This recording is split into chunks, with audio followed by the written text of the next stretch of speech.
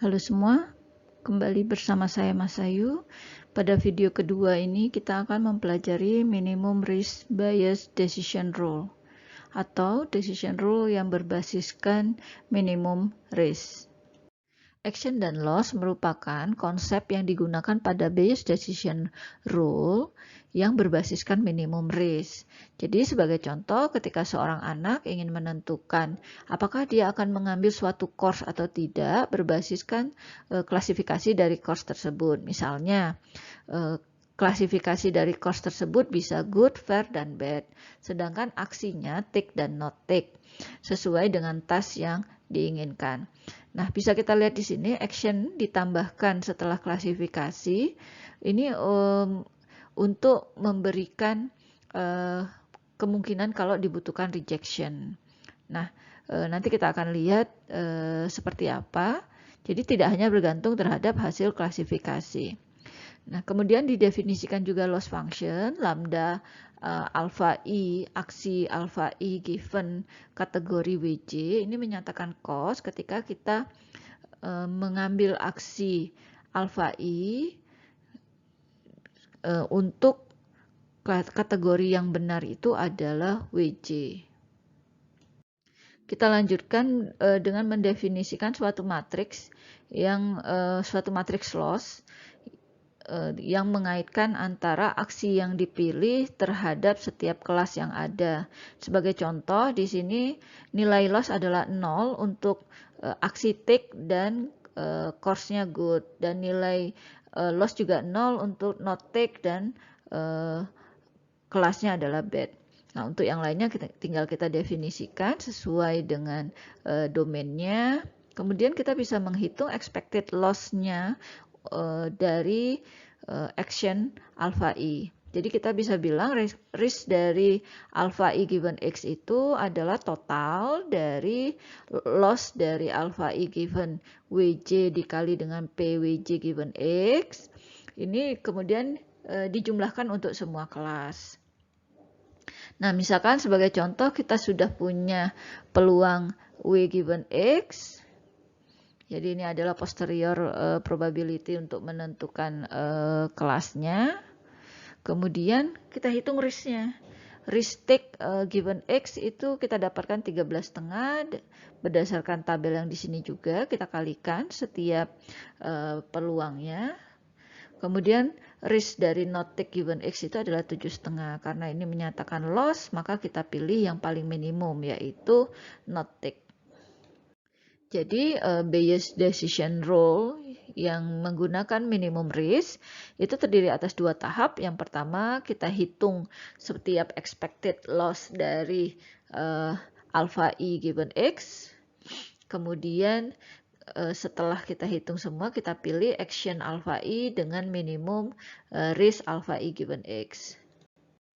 Nah, untuk klasifikasi dua kategori, misalnya kita sudah mendefinisikan W itu adalah W1, W2, alpha itu alpha satunya di side W1, alpha 2-nya itu di side W2, kemudian loss IJ itu menyatakan loss ketika kita mengambil aksi I given WJ. Nah, kita bisa hitung R alpha I given X itu sesuai dengan rumus yang sebelumnya, kita bisa dapatkan bahwa risk dari aksi 1 given X itu adalah loss 11 dikali peluang W1 given X ditambah loss 12 dikali peluang W2 given X. Begitu juga untuk risk dari alpha 2 given X. Ini sama dengan lambda atau loss 21 peluang W1 given X ditambah dengan loss 22 peluang W2 given X. Bias decision rule yang berbasiskan risk itu menjadi kita bandingkan risk antara action alpha 1 dengan alpha 2. Kalau lebih kecil action alpha 1, maka kita akan memberikan action 1 sebagai action alpha 1 sebagai hasilnya. Di sini alpha 1-nya adalah di side W1. Jika tidak, maka kita ambil action alpha 2. Nah, dari sini sebenarnya kita bisa lihat bahwa sebelumnya sudah kita jabarkan dalam bentuk loss dan peluang posterior probability-nya. Kemudian kita juga bisa turunkan dari perbandingan antara risk alpha 1 given X lebih kecil dari risk alpha 2 given X ini menjadi bentuk yang ini,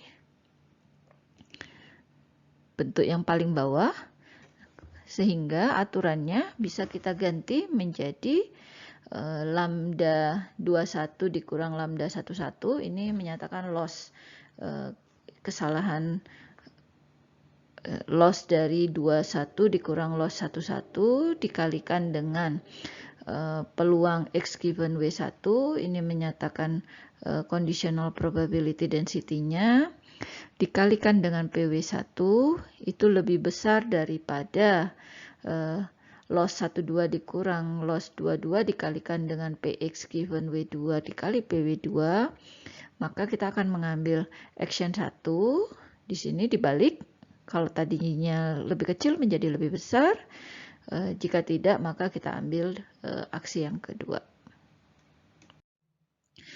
Setelah kita dapatkan rumus ini, kemudian kita bisa atur kembali menjadi bentuk rasio seperti ini. Kita kumpulkan yang peluang X given W1, kita kumpulkan di sini di sebelah kiri menjadi suatu rasio likelihood. Kemudian tandanya tetap karena tidak mengalihkan dengan negatif. Kemudian yang sisanya dikembalikan ke sebelah kanan, dikumpulkan ke sebelah kanan, sehingga ini menjadi suatu nilai yang tidak bergantung terhadap X, kita sebut dengan threshold. Nah, ini disebut likelihood ratio dan yang di sebelah kanan disebut dengan threshold. Sehingga bias decision rule bisa diinterpretasikan jika likelihood ratio dari kelas W1 dan W2 melebihi dari suatu nilai threshold tertentu yang independen terhadap input X, maka aksi yang optimal itu adalah memilih W1. Kita akan ambil contoh kembali klasifikasi ikan sesuai dengan datanya kita. Kita bisa hitung likelihood rasionya, yaitu kita lihat hanya berdasarkan likelihood dari nilai X terhadap W1 dan X terhadap W2, kita dapatkan angka 1,02. Lalu untuk threshold value-nya berdasarkan loss dan prior probability kita dapatkan angka 0,77. Dari sini karena likelihood rasionya lebih besar dari threshold, maka kita tentukan ini adalah W1 atau salmon.